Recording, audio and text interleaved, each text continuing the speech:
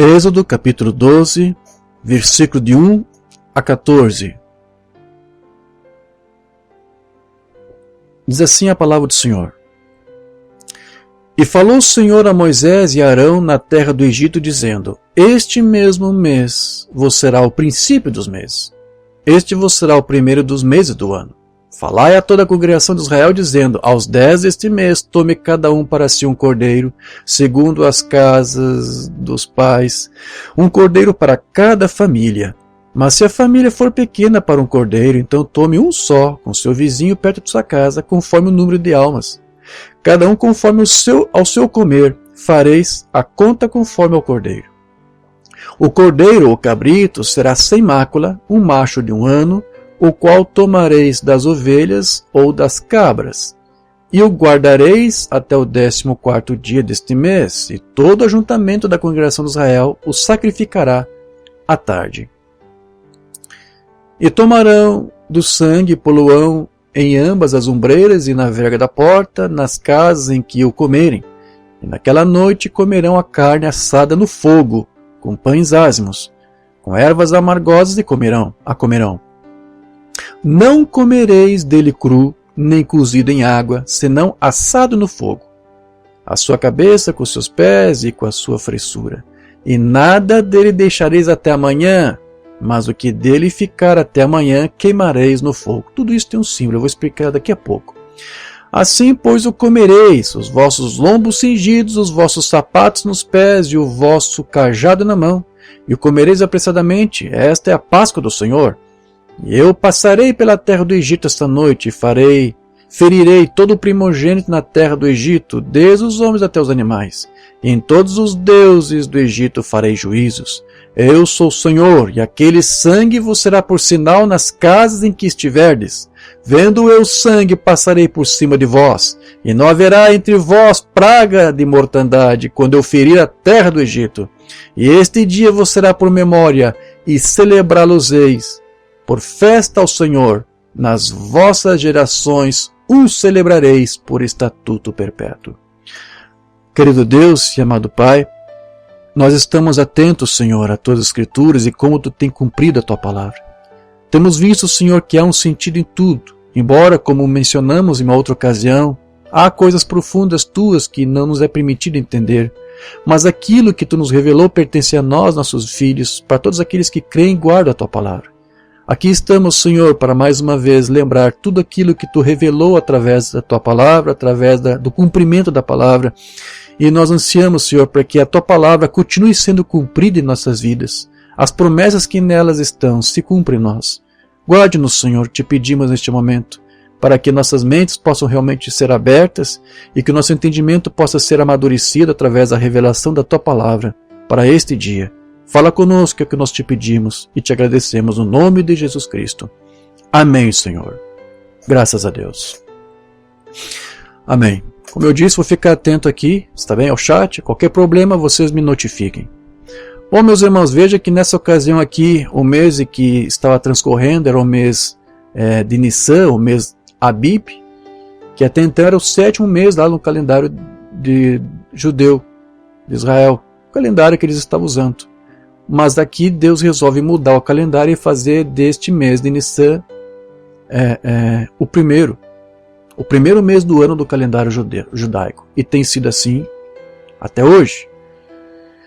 Para que assim eles pudessem, então, já no primeiro mês do ano, celebrar aí a festa de Páscoa. Né?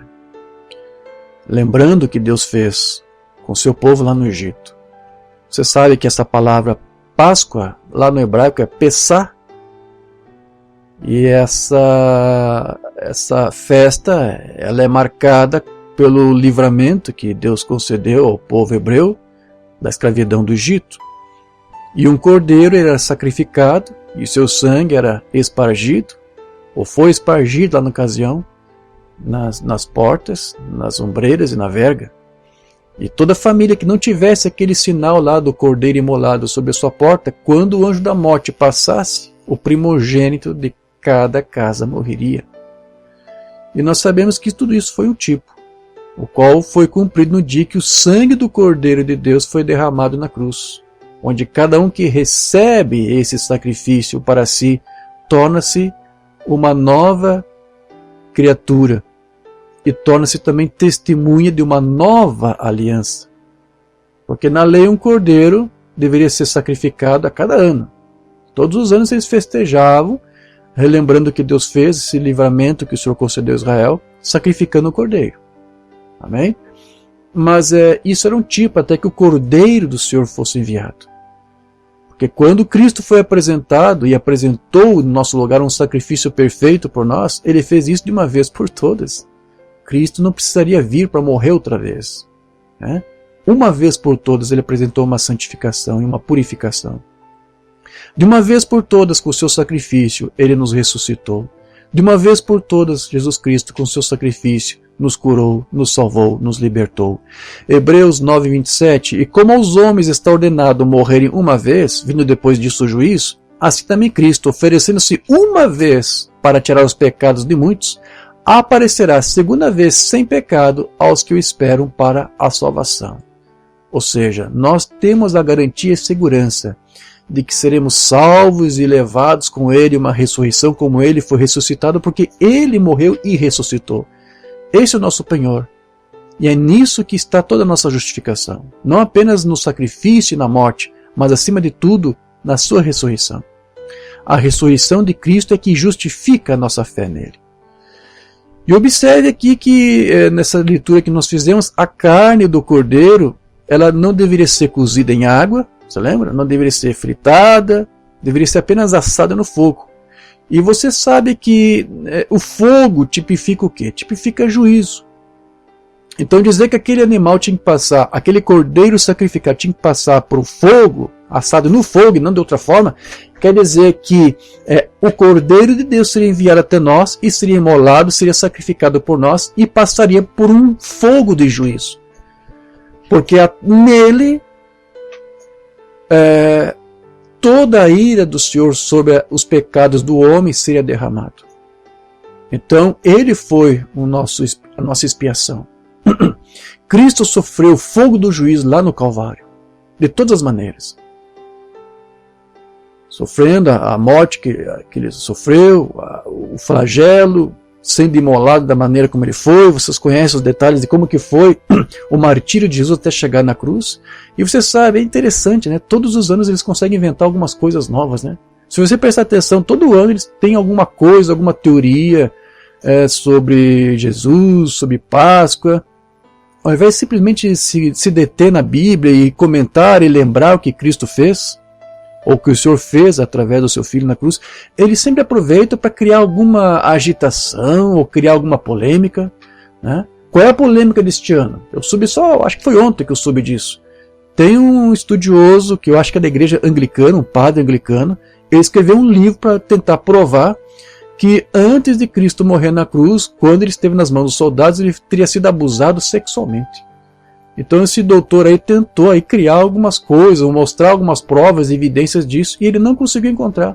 Só o que ele encontrou foi alguns poucos escritos, como o de José, de Sêneca, se não me engano, que explicava como que os crucificados eram martirizados, eram maltratados pelos soldados romanos. E uma coisa que ali eles falam, e que é relatado e que todos nós sabíamos, é que os crucificados eram levados para a cruz, para o madeiro, nus, com a sua nudez à mostra. Então esse foi o maior abuso, o máximo de abuso que Cristo sofreu, porque a própria Escritura diz que suas vestes, sua túnica foi partida, foi lançada à sorte, ou seja, ele foi despido. Pode não usar a palavra exata, mas é isso que a Escritura está dizendo. E isso é o que alguns relatos históricos mostram. Mas esse senhor aí que tenta dizer que Cristo foi abusado, não conseguiu provar nada. Essas escritas que ele usou não provam que houve abuso sexual. Ele foi de uma certa forma abusado no sentido de ter sido exposto, a nudez ter sido exposta publicamente. Mas não passou disto. Porque as Escrituras dizem que aquele corpo era sem mácula e foi levado para o Calvário sem mácula. Então veja, o pessoal começa a criar essas coisas perversas. Somente um padre, imagina um padre criar um livro para contar uma coisa dessa. E ele não teve provas para isso. É uma teoria apenas, uma teoria. Então, cada ano eles inventam alguma coisa, sim? Mas você está entendendo, é isso que aquele cordeiro que estava sendo sacrificado lá em cada Páscoa tipificava. Estava tipificando o cordeiro de Deus que haveria de ser enviado até nós para ser imolado no nosso lugar. Então ele tinha que passar por um juízo. Cristo sofreu o juízo de Deus no nosso lugar. E isso naquele sacrifício era representado, como eu disse, por aquele fogo. Por isso que chamava-se atenção. Não cozinhe, não prepare a carne de uma outra maneira. Seja com água, seja o que for, tem que ser apenas com fogo. Por causa disso, estou explicando para você. O fogo que deveria ser usado para queimar a carne do cordeiro tipifica o juízo que o cordeiro de Deus passaria no nosso lugar, lá no madeiro, lá na cruz. Amém? E é por isso aqui que é dito... Lembra? Você lembra da leitura que acabamos de fazer? Se sobrar carne do cordeiro, se vocês não derem conta de comer tudo, não guarde para comer no outro dia. Queime no fogo também o resto que sobrar. Lembra disso? Isso é um tipo.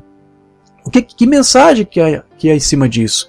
Vamos lá. Não é apenas o cordeiro que foi imolado na cruz. Não foi apenas Cristo que foi imolado. Nós fomos imolados ali junto com ele, porque ele estava nos representando. Então, aquele fogo do juízo que veio sobre o cordeiro também veio sobre mim e sobre você. O nosso velho eu foi ali crucificado com ele. Então, se Israel resolvesse então guardar um pouco daquela carne do cordeiro para outro dia para comer, para desfrutar, e outros dias, várias semanas, caso o animal fosse grande e muitos não dessem conta de consumir tudo. Então, se você consumisse em termos simbólicos, o que seria isso? Seria você ficar alimentando, nutrindo e revivendo o teu velho eu, porque aquele animal, aquele cordeiro tipificava o velho pecador, o velho homem que estava ali sendo crucificado. Então não é apenas o cordeiro, Cristo, que foi sacrificado, o teu eu também foi sacrificado.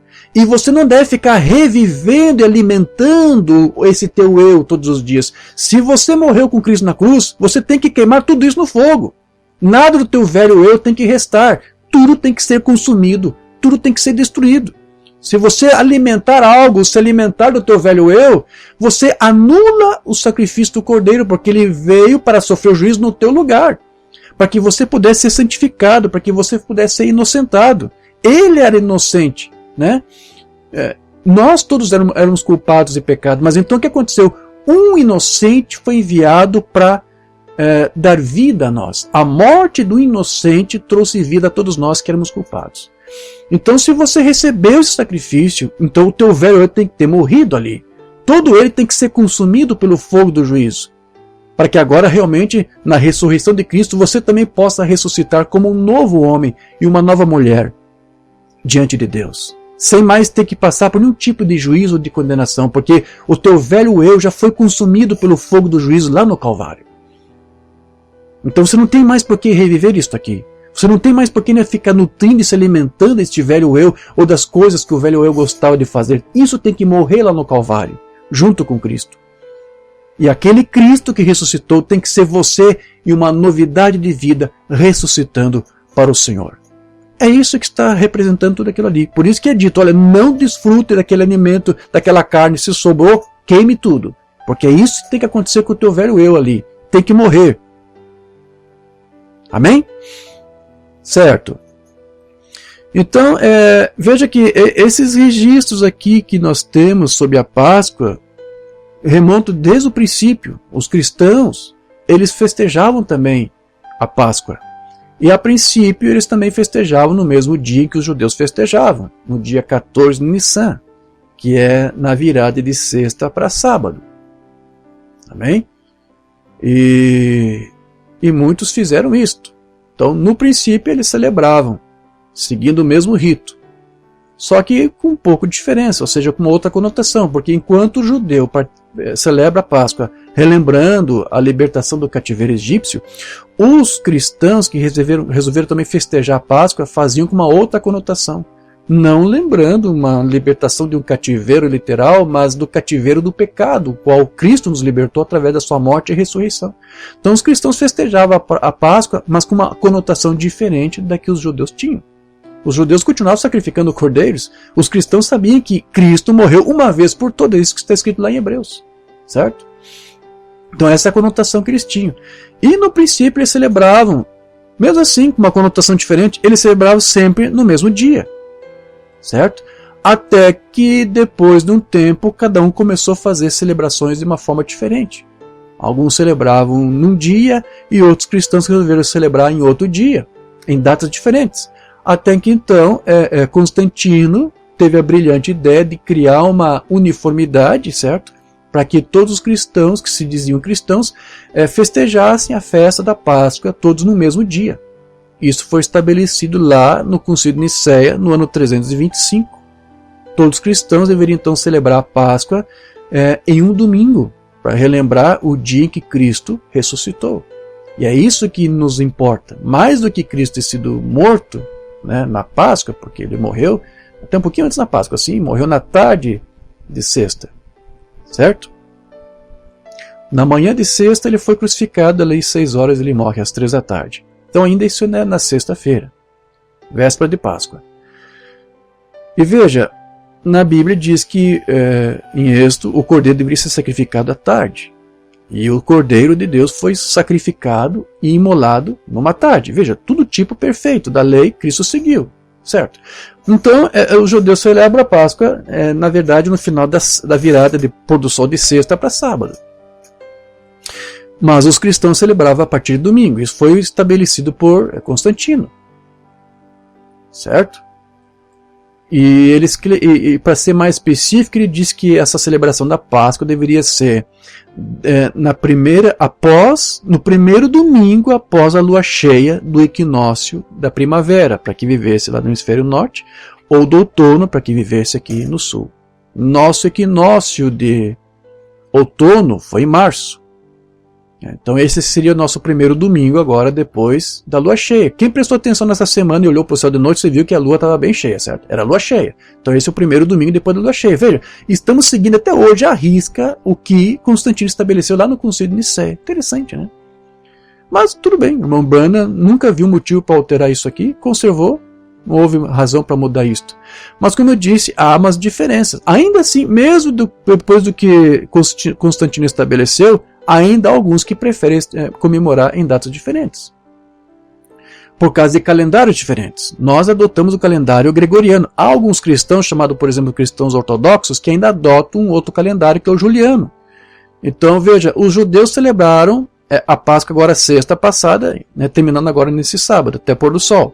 Nós estamos celebrando agora, hoje, né, para nós cristãos. Mas há aqueles cristãos ortodoxos que só vão celebrar a Páscoa agora no dia 24 de abril, porque eles seguem um outro calendário diferente do nosso. Então não quiseram seguir as ordens de Constantino, certo? Mas nós estamos seguindo a risca até hoje. Mas tudo bem, porque nós realmente não estamos nos detendo, né, num demais que foi estabelecido. Não seguimos a credos de homens.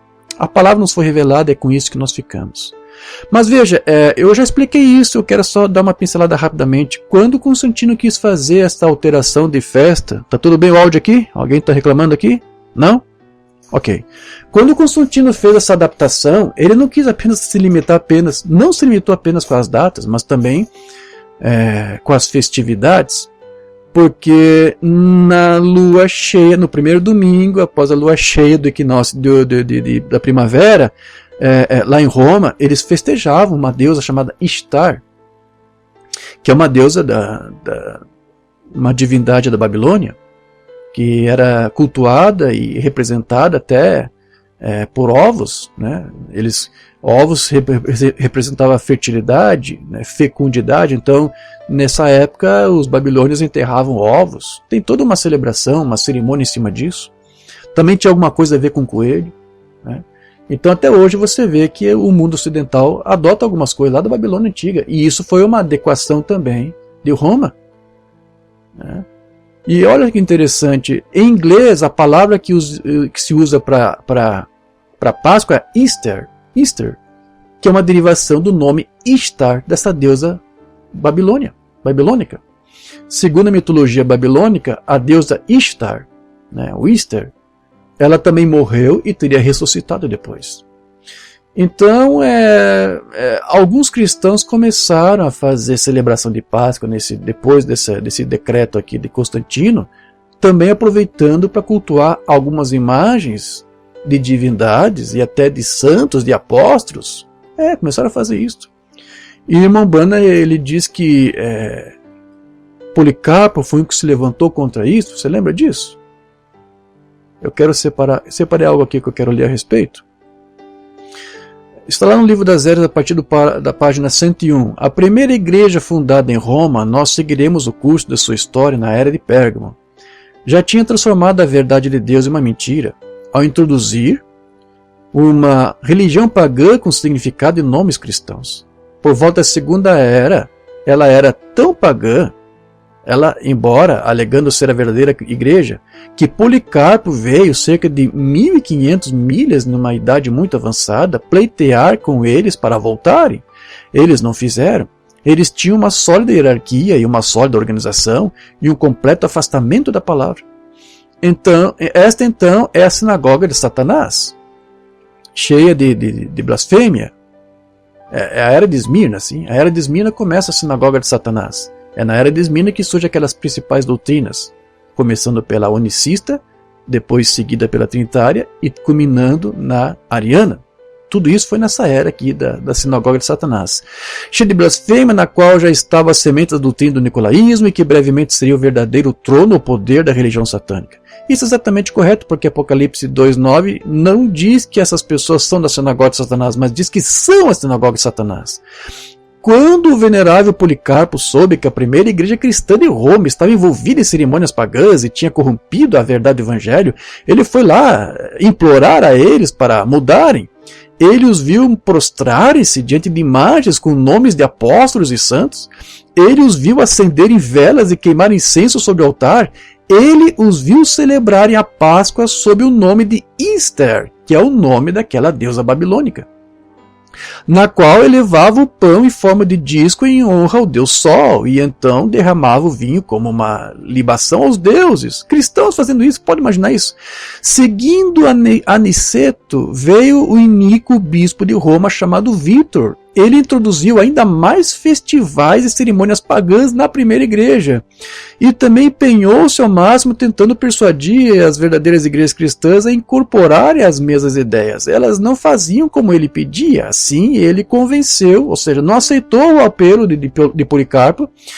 E assim ele convenceu oficiais do governo a perseguir os crentes, lançando-os aos tribunais, jogando-os nas prisões e até mesmo impondo a morte a muitos. Um exemplo típico de suas obras vis é encontrado na história onde o imperador Sétimo Severo foi convencido por Calisto. Quem lembra das nossas lições aí de história dos pais painicianos? Lembra quem foi Calisto? Lembra? Foi um discípulo de Práxias, que foi discípulo de Noeto. Calisto foi um papa unicista. Ele pregava que Jesus era o seu próprio pai de si mesmo. Lembra disso? Olha o que o Romano aqui está dizendo. Sétimo Severo foi o imperador de Roma. A igreja sofreu por 10 perseguições. Sabia disso? A igreja toda teve 10 perseguidores, 10 imperadores que perseguiram a igreja. Será que eu vou passar isso para você? Eu acho que seria bom. Deixa eu ver se... Até separei a Bíblia aqui. Até achei que não ia comentar, mas acho que eu vou. É isso. Tem óculos? Eu vou passar isso aqui para vocês, porque isso aqui vocês não vão encontrar em nenhum livro, tá? Preste muita atenção, porque isso aqui é uma pesquisa antiga minha. A igreja teve 10 perseguidores. 10 imperadores de Roma perseguiram a igreja. O primeiro foi o imperador Nero, no ano 64. O segundo imperador que perseguiu foi Domiciano, no ano 94. O terceiro foi o imperador Trajano, no ano 106. O quarto foi Marco Aurélio, no ano 166. O quinto perseguidor foi esse aqui que o Mamana citou, Sétimo Severo, no ano 202. O sexto perseguidor foi Maximino, em 235. O sétimo imperador a perseguir a igreja foi o imperador Décio, no ano 249. O oitavo foi Valeriano, em 257. O nono foi Aureliano, em 274. E o 10º e último perseguidor da igreja foi o imperador Diocleciano, no ano 303 depois de Cristo. Então aqui o Mamana está dizendo que Calisto, não sei se você já era papa na época, ele incitou o imperador de Roma, Sétimo Severo, a perseguir os cristãos. E olha o que aconteceu aqui. Sétimo Severo foi convencido por Calisto, o amigo de Vítor. Vítor foi um papa. Depois de Vítor veio um outro papa. E depois veio Calisto. Calisto se tornou papa também. Quando Calisto se tornou papa, unicista, ele incitou Sétimo Severo a matar 7.000 cristãos tessalonicenses. Porque esses verdadeiros crentes celebravam a Páscoa de acordo com o Senhor Jesus e não de acordo com a adoração a Astarte. Então veja, não foram apenas cristãos trinitários que perseguiram outros cristãos, né? Não foram apenas trinitários, unicistas, também aqui representado por Calisto, né? Perseguiram a verdadeira igreja. Terrível. Então sempre teve um povo que foi fiel à palavra, que foi fiel aos ensinos apostólicos, mas houve desde cedo, você viu aqui, uma tentativa de fazer uma espécie de ecletismo. E eu fico desapontado, até revoltado, né? Porque até hoje você vê que essa coisa continua. A Sarinha já está indo na escolinha e chega aqui em casa, já começa a cantar a musiquinha do coelhinho da Páscoa e pintar o coelhinho, e pintar o vinho, né? Até a criança saber que Páscoa não tem nada a ver com coelho, né? Ontem eu estava pintando o teto do banheiro lá em casa, e enquanto eu estava pintando eu via que a Rebeca colocou um filme de Jesus ali, a morte, a ressurreição, explicando para a Sarinha, ó, isto aqui é a nossa Páscoa, é isso que nós celebramos. A morte de Cristo, a sua ressurreição, não um coelhinho sendo morto e chocando ovos de chocolate. Não é nada disso. Não é isso que nós... Mas veja, desde cedo, ainda que seja difícil, desde cedo você tem que orientar a criança, né? A não se deixar levar por mitos e histórias mais contadas. Então veja, você sabe, então essa palavra pessar, né, quer dizer passou, que é traduzido por nós por Páscoa. Lembrando que o anjo da morte passou e poupou todos aqueles que tinham aquela marca do sangue do Cordeiro em suas casas. E isso era um tipo da mesma graça e misericórdia que Deus concede hoje, amém? A todos aqueles que levam consigo o sangue do Cordeiro de Deus que foi morto na cruz como o seu sinal. Embora você saiba que o irmão Branham disse que o sinal para nós é o Espírito Santo. Mas o Espírito Santo só é dado a nós àqueles que têm esse sangue do Cristo cobrindo nossa nudez. Quero ler uma mensagem aqui do irmão Branham, Redenção em Plenitude, em Regozijo 54. Agora, enquanto viajavam nesta terra, verificamos que Deus fez um plano para eles. Ele trouxe redenção pelo sangue. Então, nós verificamos que Ele traz redenção novamente pelo poder. Nós verificamos antes de ontem que Ele mandou o sangue ser aplicado, que era um tipo muito bonito do crente, que quando ele aceita a morte de Cristo em seu lugar, então ele se torna um filho de Deus. Ele começa na sua jornada. Agora, a próxima coisa que ele tem que ter depois que ele é salvo, espiritualmente. Agora, a morte do Cordeiro Inocente proveu vida para o crente culpado. Este não é um tipo perfeito agora? É o título da nossa mensagem, né? A morte do inocente provendo vida para o culpado. E a morte do Cristo Inocente provê vida para nós, os culpados. Agora, primeiro então, após Deus ter lhes dado vida através do sangue, e provado isso, que a morte passou sobre eles, Ele deu início à jornada deles. Amém. Então veja, assim como a morte passou pelos filhos de Israel, sem tocá-los, da mesma maneira a promessa de os filhos de Deus passarem da morte para a vida também tem se cumprido por nós, ou em nós, porque cremos em Cristo e recebemos Ele como nosso Salvador. O anjo da morte, não é isto? O sinal que pudesse ser derramado sobre nós, que nos levaria à morte eterna, nós fomos poupados disso. João 5,24. Na verdade vos digo que quem ouve minha palavra e crê naquele que me enviou, tem a vida eterna, e não entrará em condenação, mas passou da morte para a vida. Então, nós passamos da morte. Então, o que isso quer dizer? A Páscoa não é apenas uma coisa, um rito que você tem que celebrar, relembrando de algo que aconteceu. Mas você também tem que ser uma Páscoa, ou seja, você também tem que ter essa experiência. Você também tem que passar da morte para a vida. Então não é Cristo apenas, né? Você já está entendendo isso. Os tipos é isso, envolve Cristo, mas envolve a minha, todos nós que somos parte desse corpo místico de Cristo. Todos nós temos que passar da morte para a vida. Então essa promessa de passar da morte para a vida eterna é para aqueles que ouvem a palavra, como disse aqui Jesus, e crê naquele que o enviou, crê no Pai, crê em Deus, que enviou até nós o seu Filho Jesus. Então essa morte aqui não é apenas a morte física, mas é aquela morte do velho homem com seus maus pensamentos. É por isso que a evidência de que passamos da morte para a vida também se reflete na nossa própria conduta para com os demais. Você demonstra que você passou da morte para a vida, não apenas com um tipo de fé que você confessa, mas tua própria vida, tua própria postura da demonstração de que você passou da morte para a vida.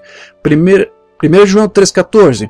Nós sabemos que passamos da morte para a vida quando? De que maneira? Confessando, não sou unicista com Cristo, não sou trinitário, não sou dualista. Como é que você prova que você passou da morte para a vida? Nós sabemos que passamos da morte para a vida porque amamos os irmãos. Quem não ama seu irmão permanece na morte. Você ainda está comendo a carne lá do cordeiro sacrificado que foi queimado no fogo. Você ainda está se alimentando disso. Então, o teu eu tem que ser jogado lá, tem que virar cinzas, nada tem que restar. Então, de fato, todo aquele que nasceu de novo e faz morrer o seu velho eu, sabe se realmente passou da morte para a vida ou não, certo? Porque esse é o momento em que cada filho de Deus aceitou se humilhar e morrer para si mesmo, a fim de que a vida de Cristo pudesse viver nele. Mensagem Mambrana, o sonido incerto. Todo homem que é nascido do Espírito de Deus sabe quando ele passou da morte para a vida. Você sabe. Se você tem essa experiência, você passou por isso, você sabe. Conhece o lugar, hora, minuto, quando a morte mudou para a vida. Quando a incredulidade da Bíblia mudou para crer em toda a palavra. Você sabe, quando você parou de arrazoar, de discutir, então você sabe que você passou da morte para a vida. Quando as coisas altivas e arrogantes passaram para humilhar o cristão, elas sabem quando a morte passou para a vida. Amém. Então veja que o tipo do cordeiro sacrificial representando o Filho de Deus está presente em praticamente toda a Bíblia, não somente nas festividades, amém? Que era ali representada a cada ano, naquele cordeiro que era sacrificado, como também você vê isso em outras situações, como por exemplo quando Abel sacrificou um cordeiro para o Senhor e Deus recebeu aquela oferta. Mambrana explicava que Abel havia recebido uma revelação de que seria somente por meio de um sacrifício de um cordeiro é que ele poderia alcançar graça diante do Senhor. Mensagem o cordeiro e a pomba, agora Abel viu e sacrificou um cordeiro, isso foi uma revelação. Por toda a eternidade tem sido revelação e revelação, e esta noite é uma revelação, e esta manhã é uma revelação. Não uma forma externa, nem uma declaração de credos, nem um grupo de orações, nem um rosário, mas uma revelação direta de que Deus revelou a você que Cristo é o seu Cordeiro da Páscoa. Que Ele levou os teus pecados e você o aceitou como oferta pelo pecado em seu lugar. Ele foi o teu substituto. Então esse Cordeiro Pascual, ele foi conhecido por Deus, você sabe, a Escritura mostra isso, desde antes da fundação do mundo. E foi separado para nos comprar com o seu precioso sangue no seu devido tempo. É o que diz lá em 1 de Pedro 1,17 em diante. Se invocais por Pai aqueles que, sem acepção de pessoas, julga segundo a obra de cada um, andai em temor durante o tempo da vossa peregrinação, sabendo que não foi com coisas corruptíveis como prata ou ouro que fosseis resgatados a vossa vã maneira de viver, que por tradição recebesse vossos pais, mas com precioso sangue de Cristo, como de um cordeiro imolado e incontaminado, o qual, na verdade, em outro tempo foi conhecido ainda antes da fundação do mundo, mas manifestado nesses últimos tempos por amor de vós. Pedro aqui não está falando de Deus que foi conhecido antes da fundação do mundo, está falando do Filho de Deus. Deus o conheceu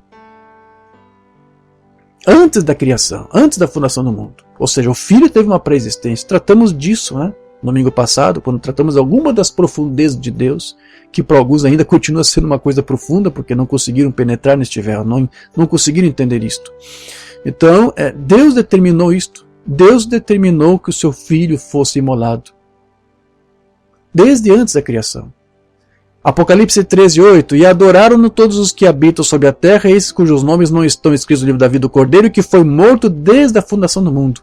Então as Escrituras dizem que o Cordeiro foi morto desde antes da fundação do mundo.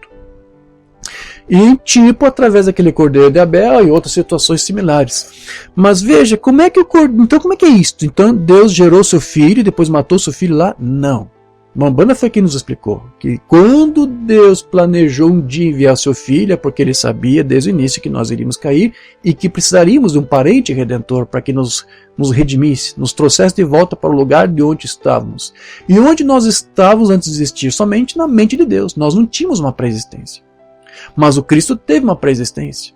Mas veja, antes mesmo de Cristo ser gerado pelo Pai, Deus já tinha em mente ter o seu Filho, certo? E Deus na sua mente programou e planejou que um dia este cordeiro seria sacrificado em nosso lugar. A aliança da graça de Abraão. Quando foi que o cordeiro foi morto? 2000 anos atrás no Calvário? Não aos olhos de Deus. Ele era o cordeiro que foi morto desde a fundação do mundo. Quando Deus viu o que Satanás havia feito, o seu programa foi estabelecido. E ele sabia que ele enviaria o seu filho. E ele seria uma propiciação pelos nossos pecados. E na mente do Senhor, para conquistar o seu povo, ele matou o cordeiro em sua própria mente antes da fundação do mundo. Então não foi somente ao seu filho que Deus conheceu de antemão, mas também a todos aqueles que o receberiam depois. Com a diferença de que esses outros filhos não tiveram uma pré-existência. Nós não tivemos uma pré-existência, nós não habitamos em uma teofania, nós contornamos isto, mas o filho teve uma pré-existência, habitou num corpo teofânico, foi feito da substância do Pai. Nós não somos feitos da mesma substância do Pai, porque é isso que o filho é, ele é um filho unigênito, quer dizer, ele é peculiar, ele é feito de uma forma única. Amém? A áudio continua bem, graças a Deus. Então, por isso que Deus estabeleceu o seu filho, mas fazendo ao mesmo tempo do filho uma imagem de todos nós, porque quando, diz uma banda, Deus projetou matar na sua mente o seu filho por nós, na verdade também projetou também a nossa morte naquele filho. Então Deus sempre planejou que nós fôssemos salvos, ainda que por algum tempo viemos a esse mundo falando mentiras, nascido em iniquidade, pecado, certo? Mas Deus sempre planejou que nós fôssemos salvos, que nós fôssemos dele. Queríamos ver a Jesus? 62. Eu espero que o meu nome esteja no meio disso, mas se estivesse o meu nome alguma vez no livro da vida, ele foi colocado lá antes da fundação do mundo. Oh, que maravilha! Saber que o teu nome já estava no livro da vida do Cordeiro antes da fundação do mundo. Antes que você viesse existir e se perder, Deus, por garantia, já colocou o teu nome lá no livro, para ter certeza, você é meu filho, eu vou te salvar. Quando o cordeiro foi morto por mim, no pensamento de Deus. É isso que estou dizendo. Não é apenas o filho que está na mente de Deus, um dia eu vou planejar, porque então isso quer dizer que se ele planejou enviar seu cordeiro por nós, quer dizer que nós também já estávamos nos planos de Deus de nunca nos perder. Amém? Quem é este Melquisedeque? Antes que Jesus nascesse, 4.000 anos antes que ele viesse à Terra e vários milhares de anos antes que você viesse à Terra, Jesus na mente de Deus morreu pelos pecados do mundo e o livro da vida foi feito e o seu nome foi colocado naquele livro da vida antes da fundação do mundo. Que maravilha! Tem mais alguns sermões aqui do Mamãe que eu separei, mas acho que não precisa ler. Isso aqui já é o suficiente, sim? Então o que quer dizer isso? Se nós morremos em Cristo, nós também ressuscitamos com Cristo. Amém? Isso já são, como o Mamãe dizia, são potenciais que já nos foram otorgados, já são nossos. Não precisamos esperar a ressurreição da igreja, o arrebatamento, para então ressuscitarmos. Mamãe disse, isso já é nosso. Pois a vida eterna já era nossa antes mesmo de virmos ao mundo e nos perder. Porque nós já estamos no livro da vida do Cordeiro. Então potencialmente você está aqui, é verdade, mas em Cristo, como diz a Escritura, como disse Paulo, nós já estamos assentados em lugares celestiais juntamente com Ele. Por que isso? Porque não foi apenas o Cristo que morreu na cruz, não foi apenas o Cordeiro que passou pelo fogo do juízo no Calvário, nós passamos por aquele fogo do juízo no seu lugar. E não foi apenas o Cristo que ressuscitou no terceiro dia, eu e você na Páscoa ressuscitamos. E estamos hoje com Ele. O verdadeiro selo da Páscoa, agora estamos ressuscitados hoje.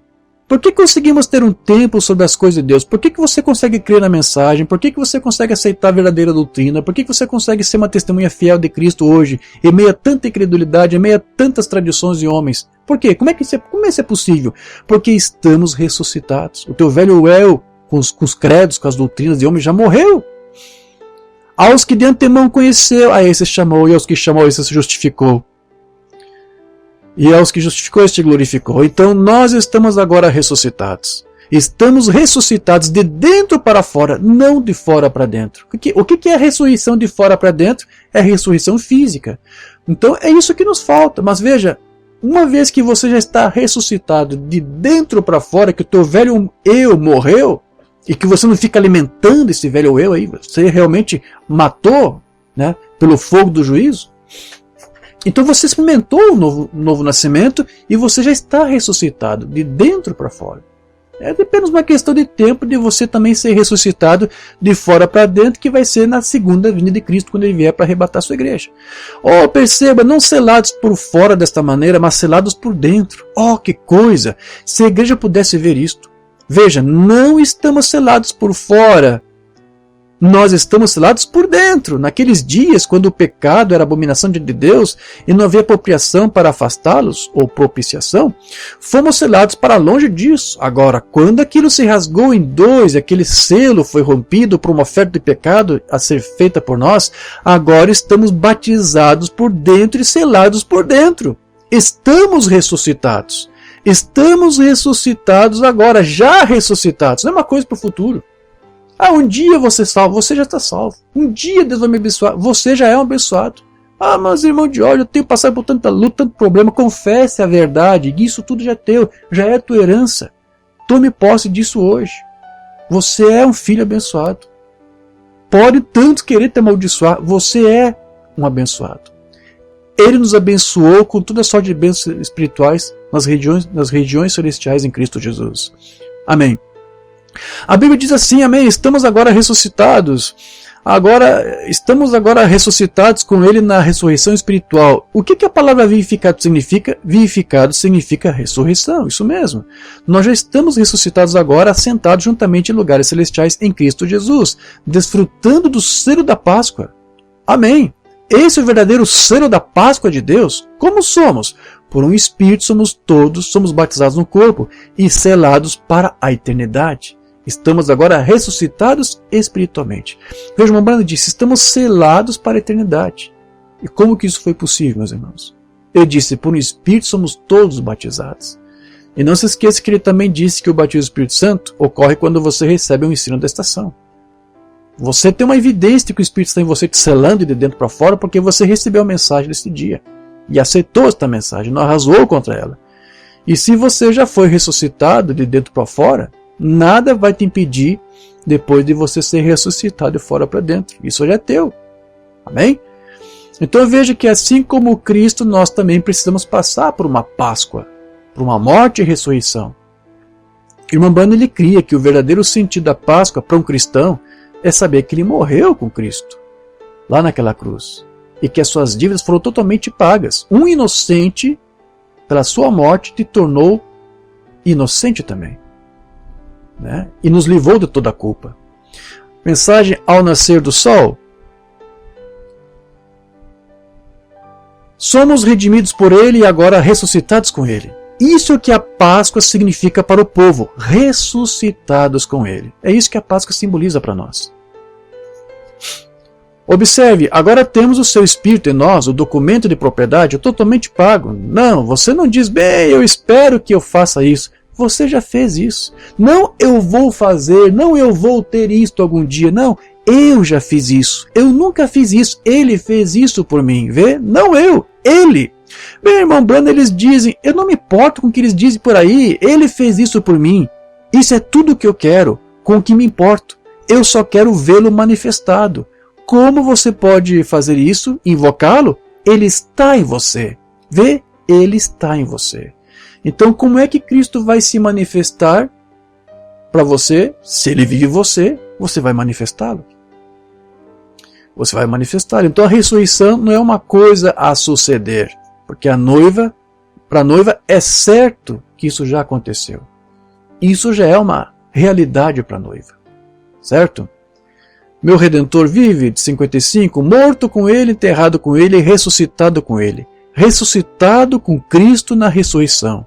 Esta nova esperança que Deus colocou em nossos corações hoje, esta nova segurança, é uma esperança para aqueles que estão aguardando ansiosamente o tempo. Porém, quando um homem ou uma mulher já ressuscitou, sei que sim agora. Eu sei que meu Redentor vive. Por quê? Ele vive dentro de meu coração. Não é maravilhoso hoje que todas as sombras se dissiparam? Bem, eu espero ressurgir na ressurreição. Não, mas espero. Nós temos a segurança. Isso é tudo. Nós sabemos disso, não, mas espero que sim, porque algo aconteceu em nossas vidas que tirou todas as sombras quando Cristo ressuscitado veio até nossas condições pecaminosas em que nos encontrávamos. E as velhas coisas morreram, o velho eu morreu na crucificação com ele no altar. Amém? E nós ressuscitamos com ele, vivemos com ele, reinamos com ele. O diabo vai continuar te acusando de coisas que você fez no passado. Pode até usar um parente, teu marido, tua esposa, não sei. O diabo pode, ele é sujo, né? Mas veja, ninguém mais pode te culpar de nada, porque um inocente deu sua vida para que hoje você fosse também inocentado. Para que as tuas culpas fossem apagadas. Ninguém mais pode te culpar de nada. Você está justificado para sempre. E assentados agora em lugares celestiais em Cristo Jesus, nós já ressuscitamos com ele, a ressurreição já passou. Quanto a nós, porque nós estamos agora ressuscitados com Cristo.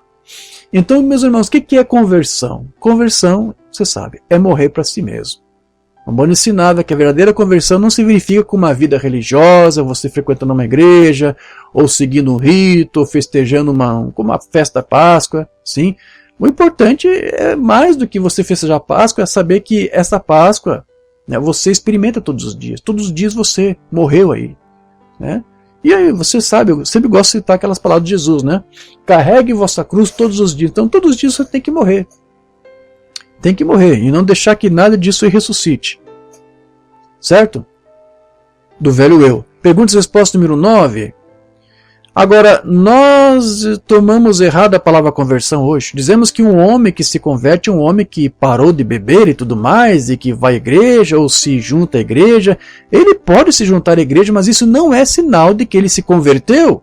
Ele não se converteu até que a sua antiga vida esteja morta. Amém?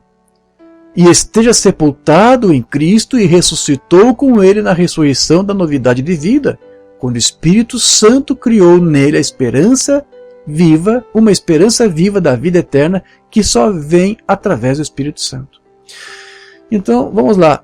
Essa é a Páscoa que todos nós deveríamos estar celebrando, que é a morte e a ressurreição de si mesmo e não apenas de Cristo.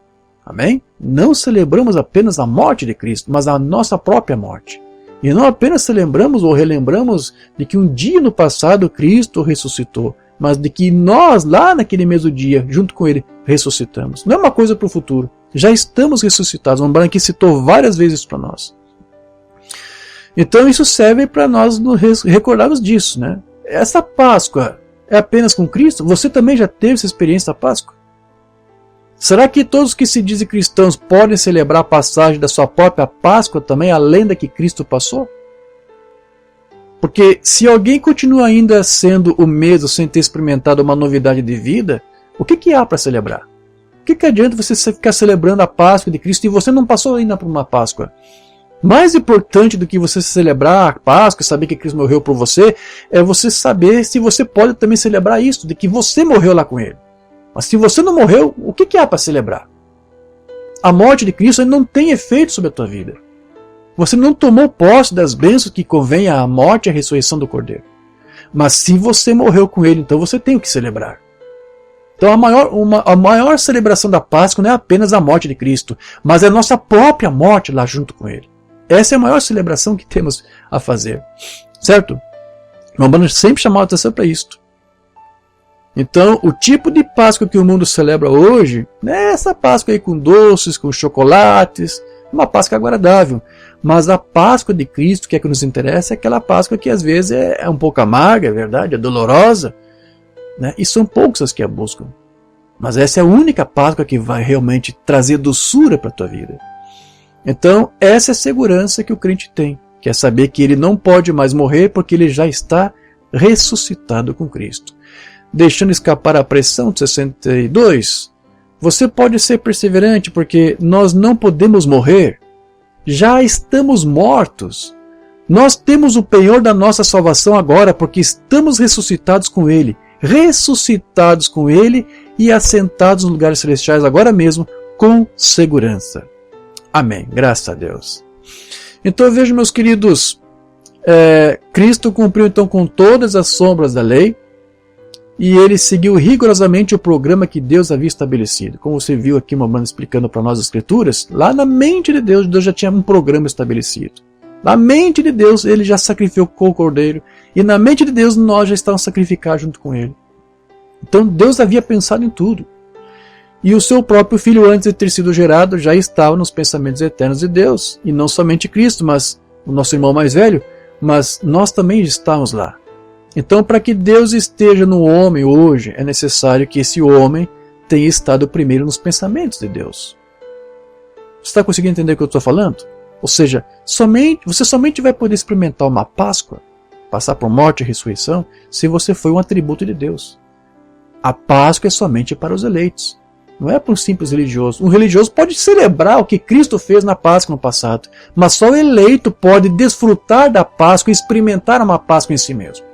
Agora, essa experiência da Páscoa é só para os eleitos, só para aqueles que Deus também pensou lá. Quem é este Melquisedeque? Já li isto aqui. Você veio como Adão, como eu. Você se tornou do atributo a carne para ser tentado. Porém, quando esta vida estiver terminada aqui, se esse tabernáculo terrestre se desfizer, temos um já esperando. Esse é para onde vamos. Isso é a palavra. Ou corpo palavra, ou corpo teofânico. Quando partimos, há um corpo, uma teofania aguardando, esperando por nós lá. Então podemos olhar para trás e ver o que fizemos. Agora, não entendemos. Nunca temos nos tornado a palavra, só nos tornamos o homem carne. Nunca viemos em uma teofania. É o que ele está falando aqui. Não a palavra, porém, e parece claramente, isto deixa claro que você nunca será a palavra, a menos que você tenha sido um pensamento no princípio. E se você foi um pensamento em Deus, esteve em Deus no princípio, então hoje você pode refletir o que a palavra é. Assim como Cristo, né? Cristo é o Logos, pensamento expresso. Cristo foi um pensamento em Deus, na mente de Deus. E Deus falou, verbalizou, se tornou palavra, expresso. Você somente pode ser um Logos de Deus se você esteve na mente de Deus. Isso prova a predestinação de Deus, vê? Você não pode ser a palavra a menos que seja um pensamento. Você tinha que estar no pensamento no princípio. Mas veja, a fim de suportar a tentação, você teve que contornar a teofania, teve que descer aqui em carne para ser tentado pelo pecado. E então, se você pecar, todos que o Pai tem me dado virão a mim, e eu os levantarei, ressuscitarei no último dia. Então, nós somos dados do Pai nas mãos do Filho, porque sempre pertencemos a Ele, sempre fomos dele. Então, estes que conseguiram morrer para si mesmos, experimentar essa Páscoa, são aqueles que Deus elegeu para receber o Espírito da redenção. Romanos 8,13. Porque se viverdes segundo a carne, morrereis. Mas se pelo Espírito mortificardes as obras do corpo, vivereis. Porque todos que são guiados pelo Espírito de Deus, esses são filhos de Deus. Porque não recebestes o Espírito de escravidão para outra vez estares em temor, mas recebeste o Espírito de adoção de filhos, pelo qual clamamos, Abba, Pai. O mesmo Espírito testifica com o nosso Espírito de que nós somos filhos de Deus. Em outras palavras, uma pessoa não regenerada só consegue viver para si mesma. Porque não há uma vida superior para viver em seu corpo. Romano disse, Cristo é manifestado em nós. Mas o crente que é nascido de novo, de Deus, ele tem já o seu corpo mortal vivificado pelo Espírito de Deus. E o seu espírito e alma foram ressuscitados e o seu corpo potencialmente também já está ressuscitado. Então, quando Paulo disse aqui que o Espírito testifica o nosso Espírito, que somos filhos de Deus, ele não está falando que o nosso Espírito dará testemunho do Espírito de Deus. Não, é o contrário. O próprio Espírito de Deus começa a testemunhar com o nosso Espírito de que nós realmente somos dele. Que nós estávamos lá na sua mente, na forma de atributos. Então agora, como o Espírito de Deus testemunha com o nosso Espírito? Como que Deus faz isso? Tendo a mesma natureza dele em nós. Mensagem quem é este, de 59? Se você nasceu do seu Espírito, você tem a natureza dele em você. Nós temos a natureza de Cristo em nós. E essa natureza de Cristo em nós dá testemunho dentro de nós de que somos dele. Amém? O testemunho de uma verdadeira testemunha de 61. Isso é o que nós necessitamos. Isso é o que a igreja necessita. Isso é o que estes 170 milhões de cristãos professam ao redor do mundo necessitam. É de um outro Pentecostes.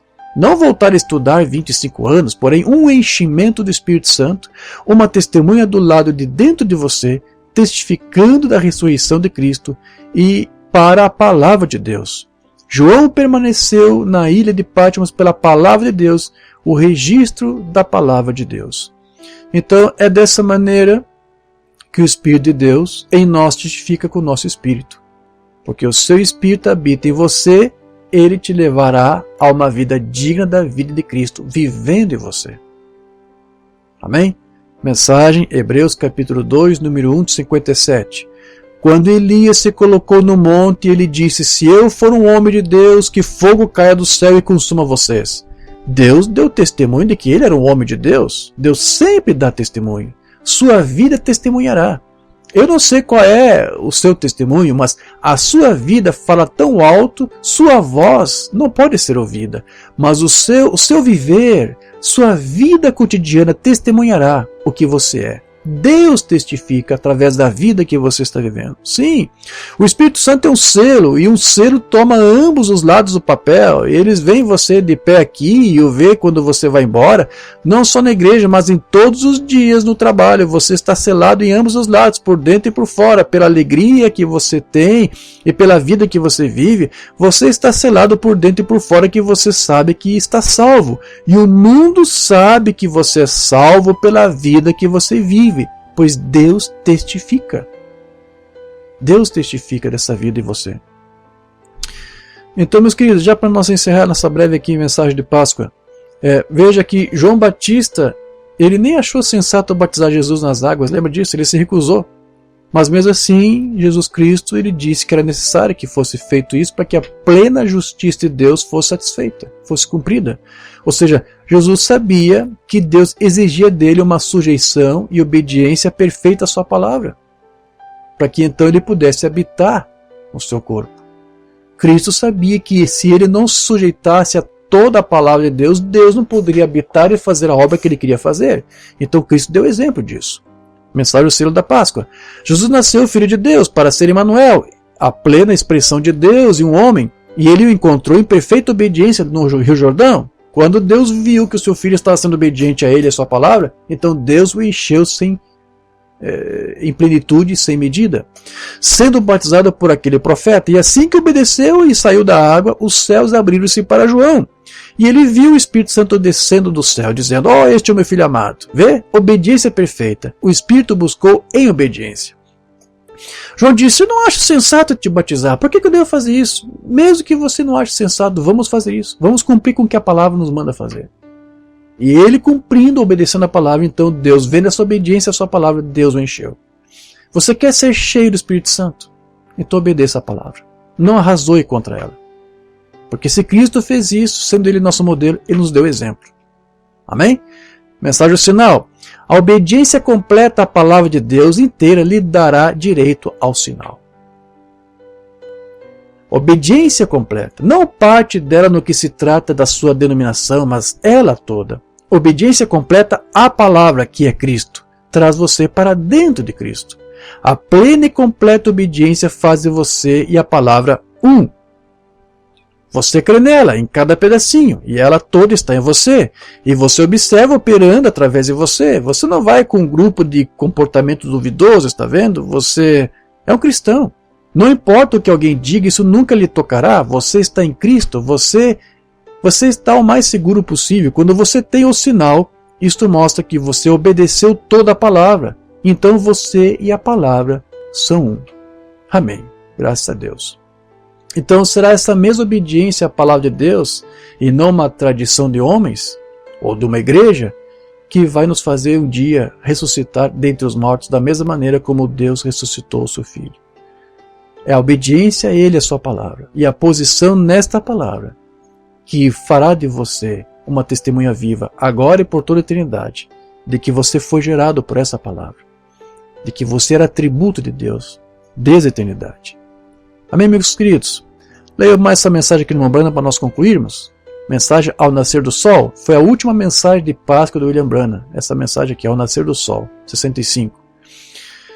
E agora, veja, você já está ressuscitado. Quando Deus o ressuscitou, Ele ressuscitou você. Quando Deus ressuscitou Jesus lá no terceiro dia, você foi ressuscitado junto com Ele.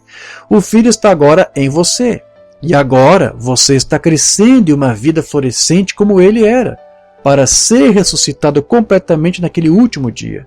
Seus potenciais você tem agora. Você já está ressuscitado, você já é um abençoado, você já é inocentado. Já está inocentado, ninguém mais pode te culpar de nada. Você tem agora, você sabe por quê? Sua alma mudou, não foi? Seu corpo vem em obediência a isso, não é mesmo? Em obediência ao quê? A uma igreja? A palavra, que é a vida.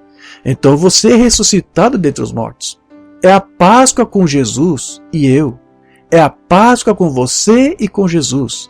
E é a Páscoa com você, eu e Jesus. Somos todos, ou Jesus, você e eu, todos ressuscitamos juntos. Essa é a nossa Páscoa, é isso que nós celebramos. Podemos dizer como Cristo disse, eu e o Pai somos um. Amém? Vamos falar com o Senhor? Querido Deus e amado Pai, agradecemos, Senhor, por esse breve tempo que o Senhor nos permitiu aqui, para lembrar que o que Tu fez com Teus filhos de Israel, lá em Tipo, Tu fez também agora, nos dando o Teu Cordeiro. Sim, o Teu Filho inocente, que deu a sua vida para que nós fôssemos livres de toda a culpa e fôssemos também inocentados. Agradecemos, Senhor, por esta Páscoa, e estamos aqui celebrando essa Páscoa que nós também estamos experimentando. E esses potenciais que a ela pertencem, de que nós morremos com Cristo e de que nós ressuscitamos com Cristo. E como vimos aqui, nós damos testemunho disso, ou Tu mesmo dá testemunho disso, vivendo através de nós. Esse é o nosso selo de Páscoa, sabendo que Cristo vive em nós. E que todo dia, Senhor, apesar de tantas lutas e problemas, nós descansamos em Ti e nas Tuas promessas. Nós confiamos em Ti, Senhor, para o perdão dos nossos pecados.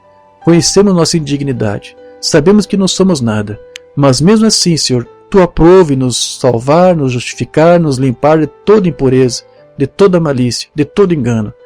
Ajude-nos, Senhor, a fazer morrer mais e mais e mais. A não ressuscitar aquele velho eu, mas deixar ele morto lá no madeiro, como o Cristo na carne morreu, e realmente ressuscitarmos para uma novidade de vida, Senhor. Que Tu nos conceda, Senhor, isto. Que Tu nos conceda domínio próprio, Senhor. Que Tu nos conceda uma vida de sabedoria, e que possamos viver essa vida com autoridade, Senhor, enquanto aqui estivermos, como Tuas testemunhas. Ajuda a Tua igreja que aqui está, Senhor, que ela possa ser uma fiel testemunha da Tua palavra, não de falsos evangelhos, não de falsas epístolas escritas por quem quer que seja, como mencionamos aqui, Senhor, mas daquilo que é verdade, daquilo que é real. Porque aquilo que é a Tua palavra, que é real e verdadeiro, há poder nesta palavra. E nós descansamos nessa palavra e neste poder. E somos regenerados e transformados por este poder de ressurreição que o Senhor nos outorgou. Obrigado, Senhor, que isso realmente possa ser uma verdade e uma realidade para cada família aqui representada, que participa, que esteve conosco aqui ouvindo esta transmissão. Que Tu nos guarde, Senhor, e que isso seja uma Páscoa confirmada e realizada em todos os sentidos, Pai. É o que nós te pedimos e te agradecemos, no nome do Senhor Jesus Cristo.